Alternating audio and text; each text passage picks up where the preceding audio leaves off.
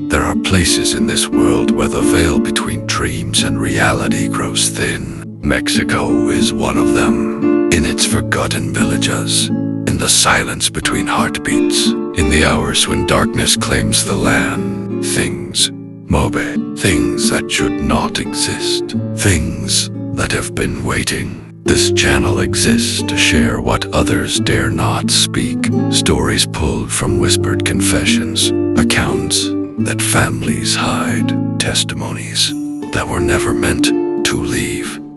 The shadow. What you are about to hear is one of those stories. Some say it's folklore, others say it's a warning, but those who have seen them know the truth. Los Aluxes, ancient spirits of the Maya. Small, childlike beings, no taller than a man's knee, with pointed ears and eyes that glow like fireflies in the jungle darkness. They are the guardians of the land, protectors of the forests, the cenotes, the sacred places. The Maya built small stone houses for them, offered them food and prayers. In return, the Aluxes would guard their crops, their homes, their families. But respect must be maintained, because when the Aluxes are angered, when their land is when their offerings are forgotten, they stop protecting and they start hunting. In the jungles of Quintana Roo, where ancient ruins sleep beneath tangled vines and tourist resorts carve through sacred ground, the Aluxes still watch, still wait, still remember. The resort was going to be called Paradise Maya. It would have 300 rooms, 3 pools, a spa, and a private beach. The investors from Cancun had already broken ground, clearing 10 hectares of jungle near the town of Tulum. Construction was ahead of schedule. Everything was perfect, except for the workers who kept disappearing. Miguel was a foreman on the site. He'd worked construction for 20 years, hotels, condos, shopping centers. He'd seen projects all over the Riviera Maya, but this one felt different from the start. The land they were building on had been untouched for centuries. Dense jungle, tangled roots, trees so old their trunks were wider than cars, and scattered throughout, hidden beneath the vegetation, were ruins, small structures, mostly stone foundations, collapsed walls, platforms that might have been altars. The archaeologists had done a survey before construction began. They'd marked a few significant areas as protected, but most of the ruins were deemed minor and cleared away with the rest of the jungle. Miguel hadn't liked it. He'd grown up in a small village nearby, and his grandmother had taught him the old ways. Los Aluxes live in those places, she'd told him. You don't disturb them without permission. You don't take what isn't yours. But the investors didn't care about Aluxes. They cared about profit margins and opening dates. So the bulldozers came. The trees fell. The ruins were crushed into gravel for the foundation. And that's when things started going wrong. The first worker to disappear was named Javier. He'd been operating a backhoe near the edge of the construction site, close to a particularly dense section of jungle they hadn't cleared yet. His co-worker said he'd been acting strange all morning, jumpy, distracted. He kept looking toward the tree line like he was seeing something they couldn't. Do you hear that? He'd asked Miguel during lunch break. Hear what? Laugin. Like children playing. Miguel had listening. He heard nothing but insects and birds. It's probably tourists, another worker had said. There's a cenote nearby. Families go there to swim. But Javier hadn't looked convinced that afternoon. He'd radioed in saying he needed to check something at the edge of the site. 20 minutes later, they found his backhoe idling, empty. His hard hat was on the seat, his water bottle beside it. Javier was gone. They searched for 3 days. Police, volunteers, search dogs. They combed the jungle, the nearby roads. Nothing. Javier had vanished as if he'd never existed. The police ruled it an accident. Probably fell into a cenote, they said. Drowned.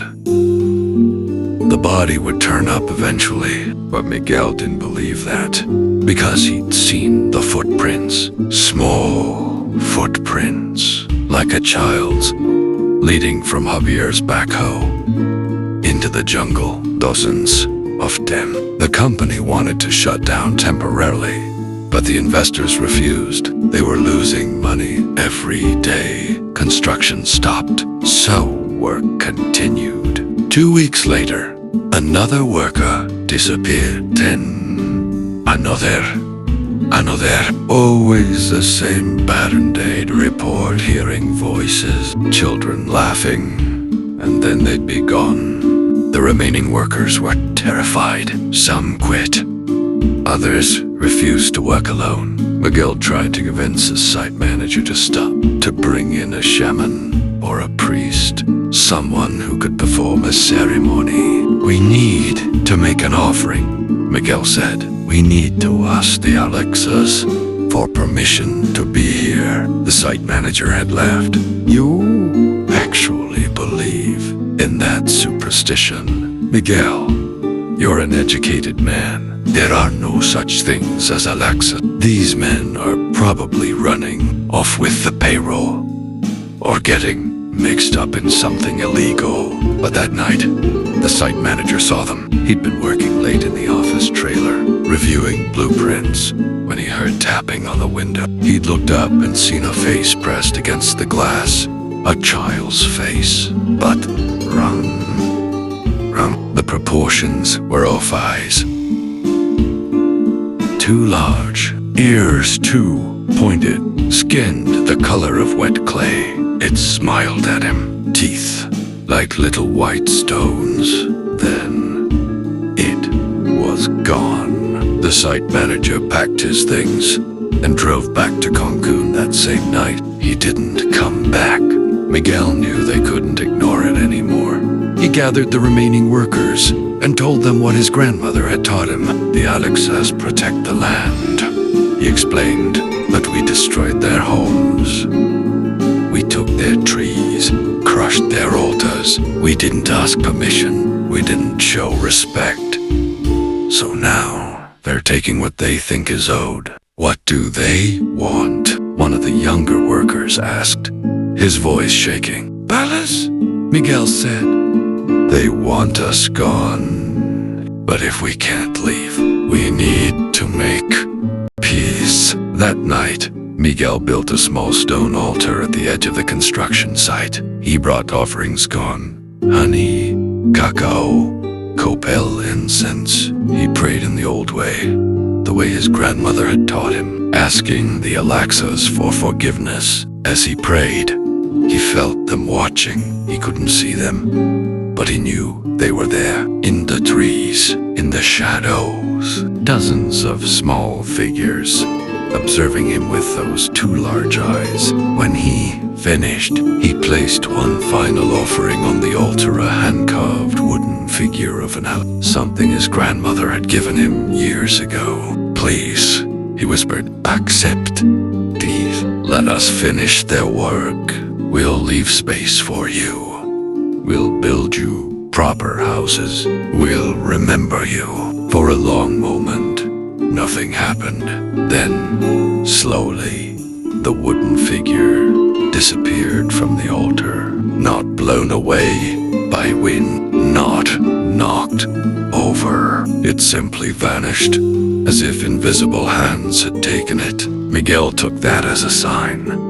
The next morning, he convinced the new site manager to make changes to the construction plan. They would preserve sections of the jungle, build small stone houses throughout the property. Decorative features, they'd call them. But really, They were Alex houses. They would leave offerings of honey and corn in hidden places. The investors were furious about the delays and changes, but the disappearances had spooked them. Insurance companies were asking questions. Bad press was starting to circulate, so reluctantly, they agreed. Construction resumed, but peacetime workers built the small stone houses first. Miguel personally supervised each one, making sure they were placed correctly, making sure the offerings were left, and the disappearances stopped. The workers still heard things, sometimes laughter in the jungle,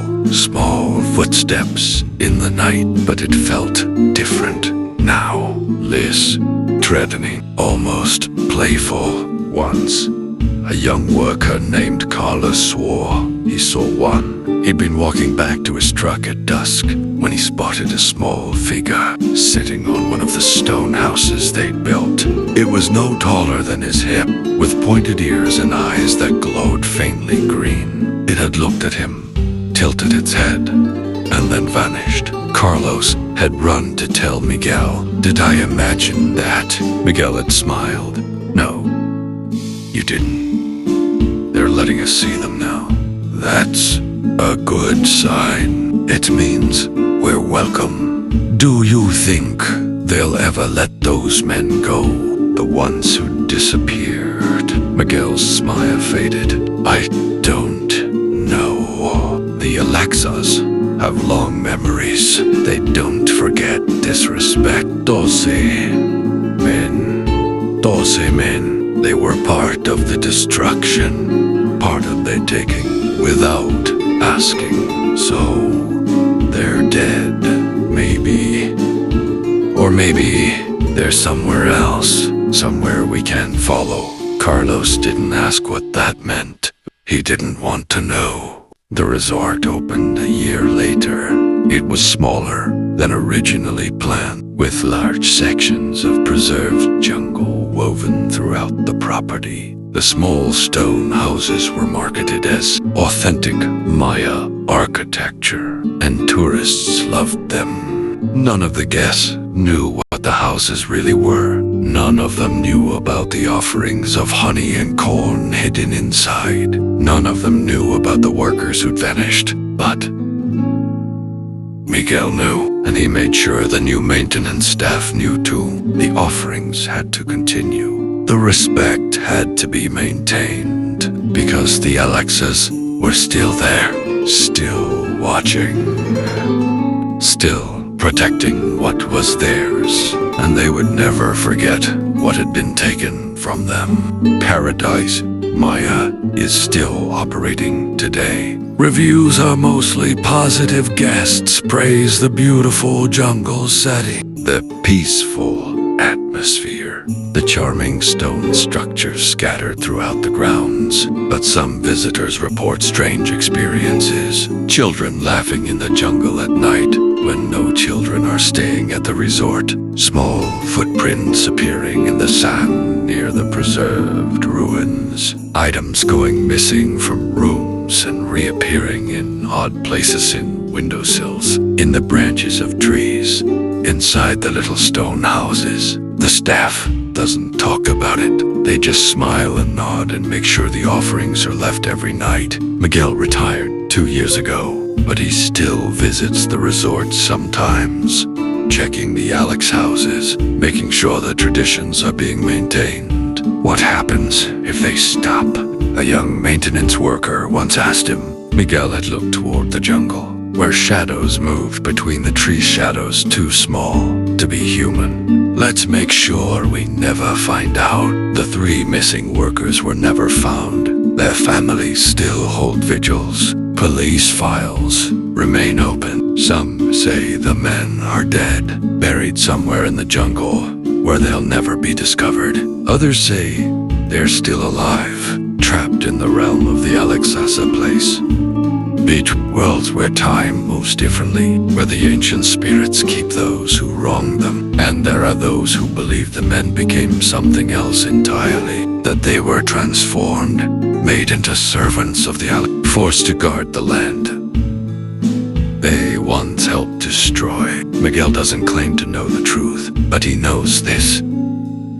The Aluxes are real. They were here long before humans, and they'll be here long after. And when you walk through the jungles of the Yucatán, when you hear laughter in the trees and see movement in the corner of your eye, remember to show respect, because the Aluxes are always watching, and they never forget. Some stories don't end. They linger. They follow you like shadows, like whispers, like creatures that live in the space between sleeping and waking. If you've made it this far, you're one of us now. One of those who know that the old legends aren't just stories. They're warnings. There are more tales buried in the darkness of Mexico. More creatures waiting to be remembered. More testimonies that should have stayed hidden. If you want to hear them, you know what to do. Leave your mark below. Subscribe. And when the next story arrives, be ready. Because once you start listening, they start listening back.